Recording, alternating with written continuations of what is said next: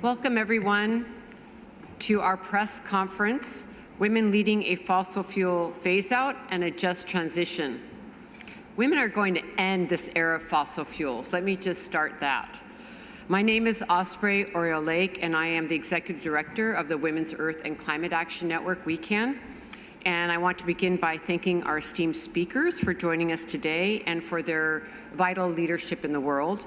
First, we're going to be hearing from Ariel Deringer. She is Athabasca Chippewa First Nation, and she's Executive Director of the Indigenous Climate Action, which is in Canada. Then we'll be hearing from Dr. Amira Sawas. She is Head of Research and Policy at the Fossil Fuel Non-Proliferation Treaty. And we are hoping to be joined by another colleague who I will introduce when she comes. Around the world, frontline women and global advocates are building critical strategies to end the era of fossil fuels and drive divestment from harmful extractive industries. We are here at this COP to demand justice and accountability from both financial institutions and governments. It's far past time for investments in global economies to shift towards a just transition, one that prioritizes people and planet over profit. And this is what we're struggling with here at COP29. Since the signing of the Paris Agreement, the world's 60 largest banks have funneled over $6.9 trillion into the fossil fuel industry. And meanwhile, the latest emissions gap report reveals our planet is on a trajectory to surpass 3 degrees of warming. To put it simply, this is a death sentence for millions and a disaster for every living being. In the face of these disastrous numbers, we demand that government leaders stand up to the fossil fuel industry instead of catering to them. And as some of you I'm sure have heard, there are over 1,700 fossil fuel lobbyists here at COP29. It's one of the largest delegations that's here. We must have real commitments from governments and financial institutions to phase out fossil fuels and invest in a just transition. This is an investment from death to life. Communities worldwide are organizing strategic campaigns to stop fossil fuel infrastructure, demand divestment, and halt extraction at its source. And at WECAN, we work from multiple angles to advance divestment and fossil fuel phase-out. And this includes meeting face-to-face with financial institutions, exposing injustices, and directly sharing how their fossil fuel financing violates human and indigenous rights, while also driving climate disaster. This work is powerful, not only in securing divestment, but also in reclaiming spaces for women to seek justice and speak truth to power.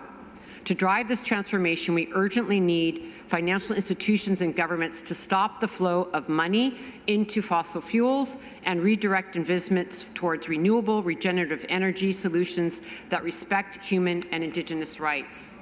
At WECAN, we just released this report. It's our 4th edition, Gendered and Racial Impacts of the Fossil Fuel Industry and Complicit Financial Institutions. And this report highlights the intersections of gender, race, and fossil fuel extraction, and the egregious health and safety impacts on women and communities of color, as well as widespread human and indigenous rights violations. So we don't need to wait for any more to learn about the climate crisis coming. The fossil fuel industry has already been killing communities. In short, we see skyrocketing rates of cancer, asthma, and the epidemic of missing and murdered indigenous women. The fossil fuel industry is literally killing us right now. To genuinely address this crisis, we must overhaul the global economic system that perpetuates disaster capitalism, and our work calls for a regenerative, rights-based economy that centers community and nature. In this context, I also want to share WECAN's report on prioritizing how care work can unlock a just transition for all, which demonstrates how investing in high-quality care jobs can mitigate the worst impacts of the climate crisis, build up public infrastructure, and support economies within a just transition framework. So we have solutions from our communities, and we need governments to listen to these solutions. Our movement is calling not only for an immediate fossil fuel phase-out, but also stopping fossil solutions that don't work. This includes unproven technologies, carbon offset schemes, and net zero pledges that delay immediate action. So I have one more report I want to share with you, and I'm sharing a lot of reports because there's so much disinformation here, and there's so much information that is not leading us to a healthy future that we took the time to write these policy briefs, and we hope that you will read them and learn from them. This includes net zero pledges, as I mentioned, and at COP29 weekend is releasing this policy analysis called The Need for Real Zero, Not Net Zero, Shifting from False Solutions to Real Solutions and a Just Transition, which details these critical issues.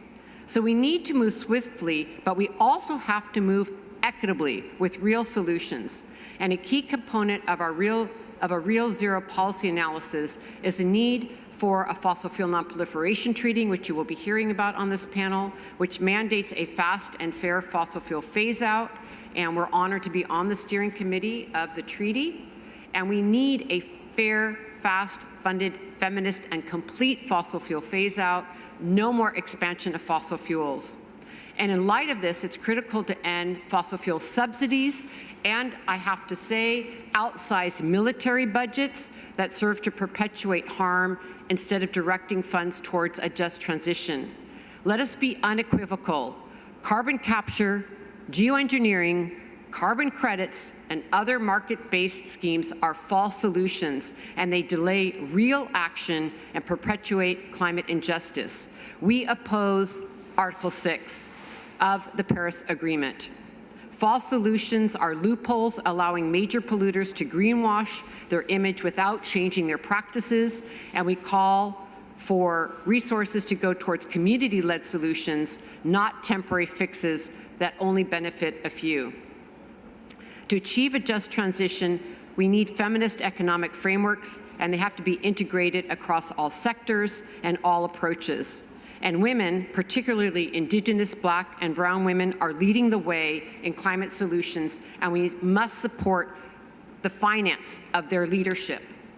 Governments upholding Indigenous rights and sovereignty in all environmental decision-making is also an essential implement of the just transition. Indigenous peoples have safeguarded ecosystems for generation, and their wisdom is central to real solutions, both in the fossil fuel phase-out and in designing just transition frameworks. So in conclusion, it is far past time to invest in the multitude of successful community-led solutions that take us away from a deadly extractive economy and that will instead guide us towards a healthy and equitable future. And I see, with all of the statistics that we have collected, that women are truly leading the way, and we need their leadership in this vital transformation. So thank you for listening to my comments. I hope you will look at our reports, and I would now like to hand the floor over to my colleague, Ariel Deringer. Thank you, Ariel. Masicho Iklanete, Denis Wotlaneta, Ariel Tsaekwe Hushe, Deranger Betsiini Hasli. My name, again, is Ariel Tsaekwe Deranger. And I just want to give a little bit of context to where I come from as a start to all of this. My territories exist in what is known as the Peace Athabasca Delta, one of the last inland freshwater deltas in the world. It is recognized for its rich biodiversity as a UNESCO World Heritage Site, and that UNESCO World Heritage Site, known as the Wood Buffalo National Park, is listed as under threat because of resource development, namely in the name of tar sands development or oil sands. Our lands and territories, which are home to our culture and our identity as Dene people, we are inseparable from these things. We are people that come from the caribou, from the bison, from the fish in our river systems, from the muskrat to the moose, to every animal that exists within our ecosystems. And when those animals and species and medicines and plants are under threat, so are we. So when we list this park as under threat, that means that our culture and who we are as Dene and Dene Sotlene people is also under threat. For over 60 years, the Alberta government and the Canadian government have sanctioned the destruction and degradation of our sacred landscapes for profits from the oil and gas sector. Despite the fact that Canada touts itself as a leader within the climate spaces, they are simply not. They are investing in pipeline corridors, using public funds to deliver tar sands to international markets. Again, allowing the sanctioning and the social license to develop these industries in our territories. My community has seen some of the most deep impacts of the fossil fuel industry, not just from the extraction, but also from the long-term cumulative impacts through cancers, autoimmune diseases, the degradation of the social fabric of our entire community. At the height of our challenges of the expansion of the tar sands in the early 2000s, when people didn't even know what I was talking about when I talked about tar sands and thought I was saying Tarzan, as in Tarzan and Jane, I would say tar sands. And I would bring this forward, and they didn't understand what was happening. And at that time, my community had nothing. We were not receiving any profits. We were not receiving any royalties from these projects, and the only way we received any benefit is if we could prove that we were harmed. Imagine that. Imagine having your entire ecosystem, your entire identity taken from you and destroyed in front of your eyes, and the only way you would see any kind of restitution is if you could go before a jury of people whose vested interest was in profits from oil and gas, was to tell them all the different ways you were harmed, and then they would decide if it was valid or not.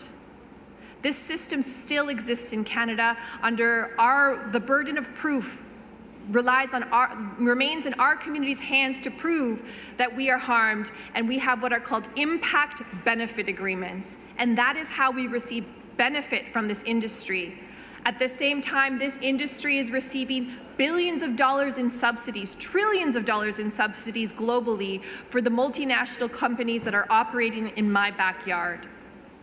I have seen the disappearance and degradation of our waterways.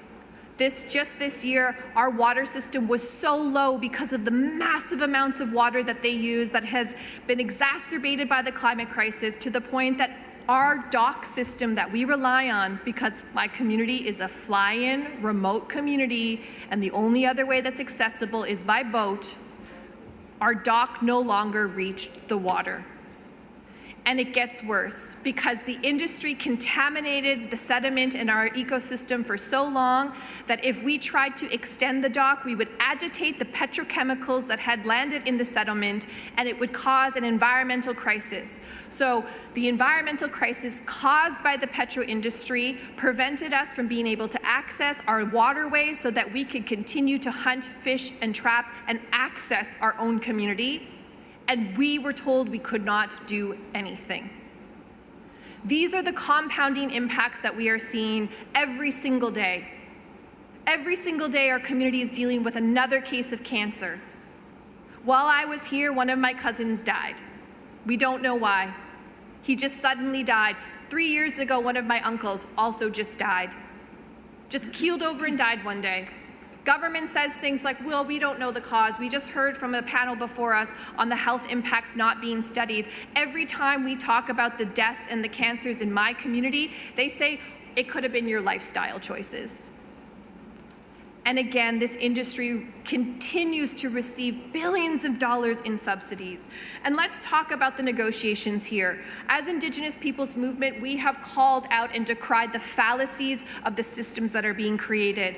The systems for international carbon markets under Article 6, the climate finance mechanisms that are only going to continue serving states to drive profits from false solutions, including technologies that are going to scrub the carbon out of the atmosphere. We used to see oil and gas lobbyists in high numbers, and now we're starting to see carbon market and carbon technology peddlers coming in to try to make profits off of the new climate finance mechanisms.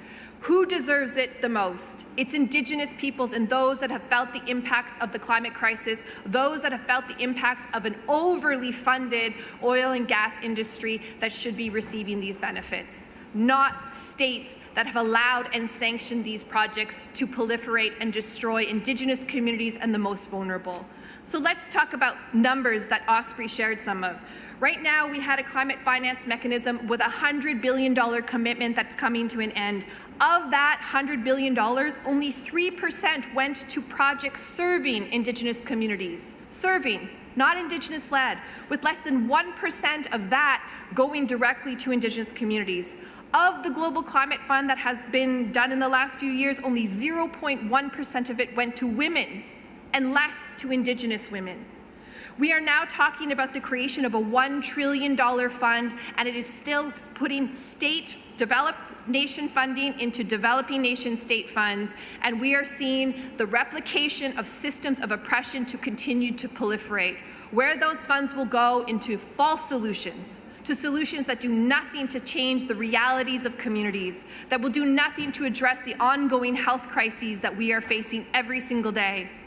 At the end of the day, we need direct financing to our community that is not reliant on false solutions and carbon markets.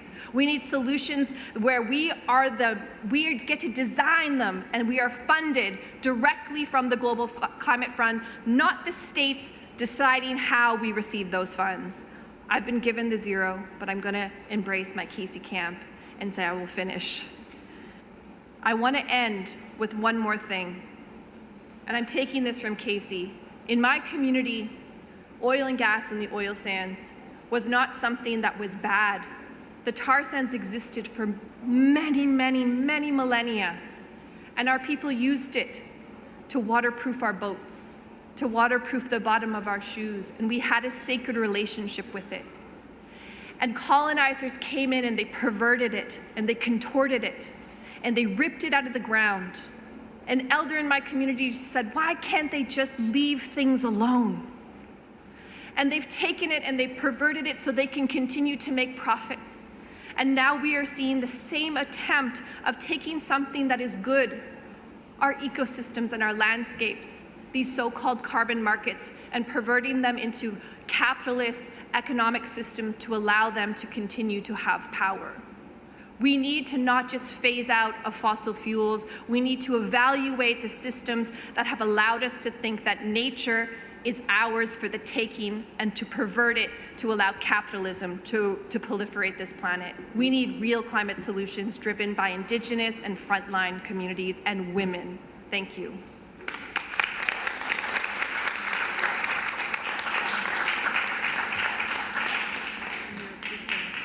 Amira, please go ahead. Thank you. Can you hear me? I'll try to keep my comments short so there's some time for questions. So I work for the Fossil Fuel Non-Proliferation Treaty Initiative, and I think it's important to say that fossil fuel emissions are actually projected to be about 8% higher this year than in 2015 when the Paris Agreement was signed, and 2024 is set to be the hottest year on record, so we can't forget the reality of the context we're in.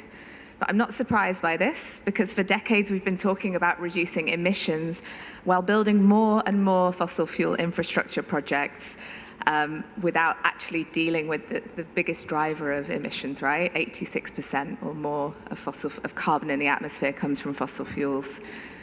But about 80% of the population lives in countries that are net importers of fossil fuels. That's about 6 billion people who depend on them at the moment. For their lifestyles, for their consumption, for their economies, and this makes them very vulnerable to geopolitical shocks and stresses. And then we have low and middle income countries who are fossil fuel producers. They're locked into oil, gas, and coal extraction at the moment because they don't have other options. They're sort of being presented a limited box of options, which you can say is quite neoliberal and is sort of bracketing or holding this structural power in place at a geopolitical level. So we're not going to turn off the taps overnight, but we do have to stop making the problem bigger. It's not a transition, is it, if we're still growing the problem? Currently have about 110% fossil fuel production, extra fossil fuel production in place, planned, that is actually compatible with 1.5 degrees, according to UNEP. So this is really, really hard. And hard things require honest conversations. They require honest conversations about how to unpack some of the barriers to the transition. And we have to be able to talk about fossil fuels. But it's been very, very difficult to talk about fossil fuels here. We need to talk honestly and openly and start to think about new solutions. And so that's what the Fossil Fuel treaty proposal is trying to do. Currently, it's 14 high-ambition nation-states with a bold idea saying, let's come up with and work together on a legally binding treaty on phasing out fossil fuels in a way which is just and equitable in the context of the global economic and historic system. We've also been endorsed by 10 indigenous nations, 4,000 civil society organizations, and almost 1 million people so far. And there are 3 key pillars, and I'll just be very short and speak on one of them, but they are to stop expanding the problem. That's the first one. Wind down fossil fuel production in a way and a timeline that's fair and equitable for different nations depending on their context, and ensure a just transition. And of course, a just transition actually has to be global. And so we have a report here which came out last week. If it's not global, it's not just. And what this is a mapping of all of the conversations of proposals around financing a just transition. Because when we talk to governments, they tell us they're not opposed to transitioning away from fossil fuels, but for many governments across the global south, they need the financial support to do that. And you'll know from being in this space that there's a very weak commitment of historically responsible states to actually commit to financing, right? To commit to financing. And so we need to actually be having innovative forms of cooperation that can channel that. So this report maps all the proposals that are out there and talks about which ones of those proposals related to debt, related to capital costs, which are deeply unfair across the global south, and related to how to actually replace fossil fuel export revenues on which many producer and consumer countries are reliant upon. So happy to talk about any of those mechanisms and what we're proposing as an initiative. Thank you. But I also just want to say, as a sort of person of a feminist research background, you know, the evidence is very clear why we need women's leadership in the just transition. You know, climate impacts are not only massively gendered, there's a lot of evidence on that I can talk about, but climate solutions are also gendered. And so we've had the Lima Work Programme on gender here for over a decade. And yet, despite some of it being very basic in the beginning about women's representation in these talks, we've only had a 3% increase at the political level in 10 years. So if that tells you who's making the decisions, it's largely men. But also the fossil fuel industry and the energy sector are inherently patriarchal, right? They reinforce the patriarchal division of labor. The fossil fuel sector has traditionally had the lowest percentage of women employees, especially in managerial positions of any sector in the world. And currently across the 500 biggest energy companies, 18.5% only women executive officers, so leaders. So we also need, and we appreciate you coming to this press conference because we need people to be listening to women who are generating those solutions as well, because we're not listened to enough, and therefore we have solutions which actually exclude women at multiple scales and with multiple intersectionalities. This is about the knowledge we generate too, it's about the solutions we put forward. So we're working with feminist organizations, for example, the Women's International League for Peace and Freedom. They've done some very interesting analysis on the money. Because of course there's all this debate about there's no money. How can we have a just transition? There's no money. They've done some analysis on military spending and found that if just 5% of global military spending had been diverted on an annual basis over the last 10 years, there would have been $110 billion available a year, just 5%. So we would have met the climate finance goal very easily. Military spending has grown for the 9th consecutive year globally. So it's about priorities, it's about where the money is being channeled, and as women we're willing to basically have those hard conversations. So really happy to take more questions or talk more about the Fossil Fuel Treaty, but I'll stop there. Thanks. Thank you so much, and we will definitely take any questions from the audience. And I just wanted to say also how important it is we don't have time to go into an analysis about why we're talking about women. Just to give you one stat, there is something called the Women's Political Empowerment Index, and it shows that with just a 1-unit increase in any country, the Women's Political Empowerment Index, you see an 11.51% decrease in carbon emissions just from the fact of women being engaged and women being given social status and being engaged in having agency in their communities. So we're not just talking that it is morally correct for women to be leading. The fact is we are leading the way, and we need to be given a lot more funding. We need to be listened to. And there was a study, I think it was from the last COP, that showed 77% of the speaking time at the COP is done by men. So we have to also change this dynamic to also get to the root causes of the climate crisis and how we're going to resolve this. Are there any questions from the audience? Okay, because our time is so valuable, I would like to just give us all... 2 sentences? Everybody gets 2 sentences to close out. There's no climate action without women and without Indigenous peoples and human rights. Agree. And there's no just transition if it's not a global one. So the Just Transition Work Programme here, the elements of international cooperation and actionable outcomes are absolutely critical. And so in all of the conversations that you have, I hope that you share that message. Thank you. Can I add one last thing? Check out the Indigenous Peoples Pavilion. Indigenous rights are truly leading the way, and you'll notice that those panels are loaded with Indigenous women.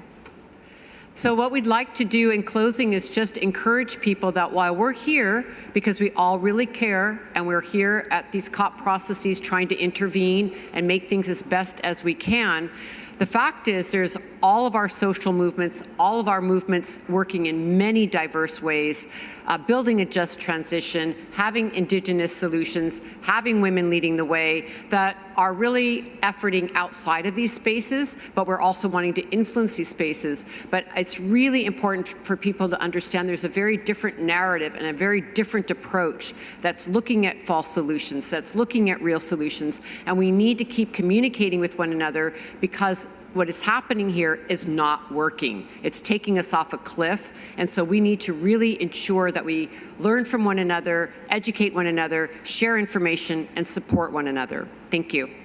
Thank you so much.